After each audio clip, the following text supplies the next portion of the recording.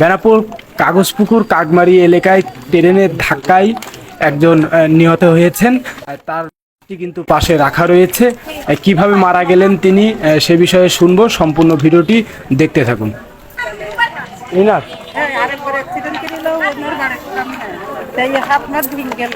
আর একবারে ওই যে গাড়িতে লোক ছিল ওই সামনে দাঁড়াইয়ে উনি লাথিনে ঠেল দেন। এনার সমস্যা কি? মানে উনি কানে শোনে না, এই এলাকার এই যে সাতটা থানার মধ্যে সবার কাছে জিজ্ঞেস করতে ও কানে শোনে না, এলো কান কালা। আজকে কি করছিল এইখানে? ওই যে বাজার ঘাট নিয়ে চা চিনি টিনি নিয়ে বাইরে যাচ্ছেন, ওই সে চা চিনি দেখেন সব ছড়াই গেছে, এর মধ্যে পাউডার মতো সব ছড়াই গেছে। এইগুলো নিয়ে উনি হেঁটে হেঁটে বাসায় যাচ্ছিল। ওই সামনে বাসা, ওই যে ব্রিজ পার হয়ে ওনার বাসায়। এই ঘটনা যখন ঘটে তখন কেউ ছিল না? এই জায়গায় ছিল দুটো মহিলা ছিল। যারা ছিল ওনারা আছে এখানে? ওই মহিলা ছিল, ওই আছে এই যে হাবিলদারের এসছেন বউ আর আরেকজন ওনারা ছিল। ওরা মানে ওই যে বলছে যে ঠেকানোর চেষ্টা করছে, তার আগে টেনে নিতে পারি, তাই একজনের জন্য দুজন মারবে।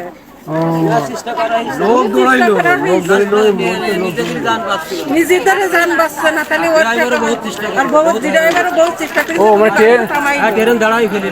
ট্রেন দাঁড়াইয়ে তারপর উনি ছবি টবি তুলে নিয়ে তারপরে গেছে। ট্রেন দাঁড়াই গেল, ট্রেন আলাও বিশাল চেষ্টা করেছে। বলছি ট্রেন আলা আরেকবার করেন যে ওনার ধাক্কা দিয়ে ফেলে দিচ্ছে, কানে শোনে না। যদি উনি যদি কানে শুনতো তো আরেকবার কি ওনার ঠেলে ফেল দিত। ওনার নাম কি? ওনার ফেলে দিয়ে হাত পা ভেঙেছে। বয়স কত হবে ওনার? তাও 70-80 হবে মনে হয়। কানে দুই কানে কিছু শোনে না, মানে পিছন থেকে হরেন দিচ্ছে ট্রেন, কিন্তু সামনে দিয়ে ইশারায় কথা বলে শুনবে আর নাই তো না। বলছি না আরেকবার এরকম পাঁচটা হাঁটছে, এইবার হরেন দিয়ে ধাক্কা দিয়ে ফেলে দিয়েছে। এই তিনবার আর বার এসে নিতে একবার লেগে হাত ভাঙা, একদিন এরকম ধরে ঠেলে ফেলে দিয়েছে, তাই আমার উল্টো মাসি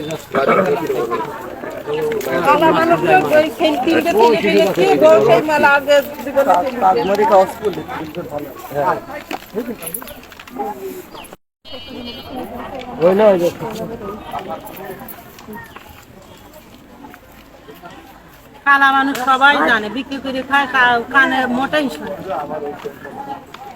একটু শোনেন।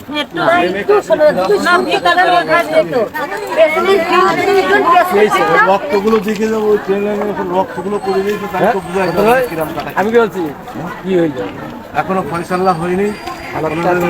যশোর থেকে অফিসার আসছে, আসার পরে আলোচনা হবে। আমরা গ্রামবাসী সবাই চাবো যে ও এখানে থাক, কালা মানুষ, দেখার মতন কেউ নেই। আপনারা